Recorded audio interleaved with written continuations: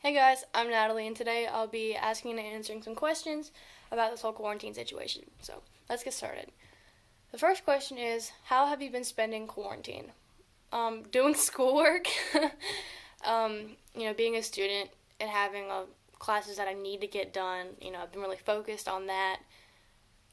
Just trying to get that work done, doing it to the best ability that I can. Teaching yourself is really hard. I've had an online class before, but I didn't really think that it would be this hard to do all of my classes online, but I've been proven wrong.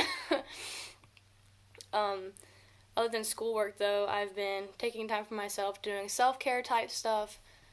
Make sure I'm going outside, spending some time with my neighbors' kids just to give the parents a break because I know how rough that is.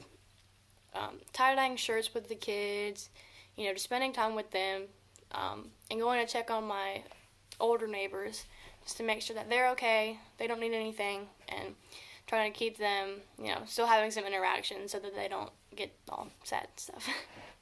My next question is, what have you been doing to build your relationship with Jesus?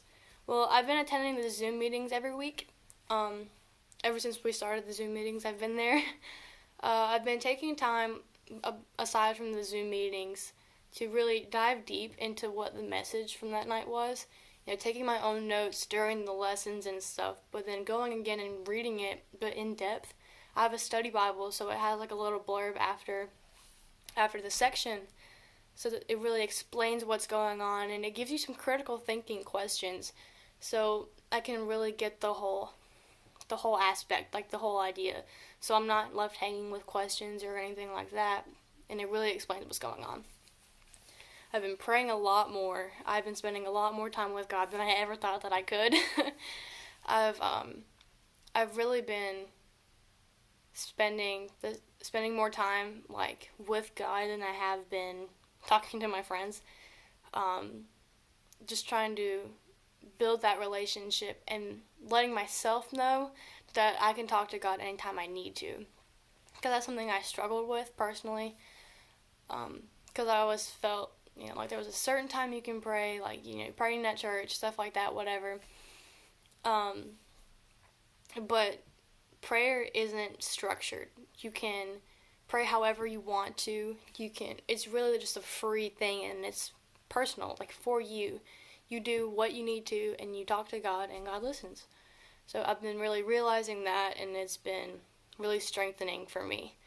So, how has the time at home improved or hindered your relationship with your parents? Well, sorry, Mom and Dad, if you're watching. But the time at home, it's kind of done both hindered and helped our relationship. First, it's hindered it by it's giving us a lot more time together, which isn't always a good thing. We were always so busy before that we, didn't really sit down and like talk, and we would do things together, but it would just seem like we had to. We never had time for just us or whatever. We've been, kind of bumping heads a lot more lately, but it's helped us because it's stopped everything else. So it's really given us time to actually have a conversation, have attention to each other, like pay attention to each other instead of just sitting on our phones at night because we're so tired we don't want to do anything else. So I feel like it's, done both, helped and hindered it, but I'm anxious to see what comes out of this since we're going to be in quarantine a little bit longer than we thought. So I'm excited. How am I staying in touch with my friends? Well, a lot of my friends, they don't really reach out first, so I've been having to reach out to them, which is fine. Letting them know that they're not alone in this, because I know a lot of my friends, they don't really have good at-home life situations, so I'm just letting them know that I'm here for them, that they can talk to me whenever, stuff like that. Text messages, phone calls, FaceTimes, hangout meetings, whatever it is. I've been spending a lot more time, on my phone, obviously, because I have nothing else to do.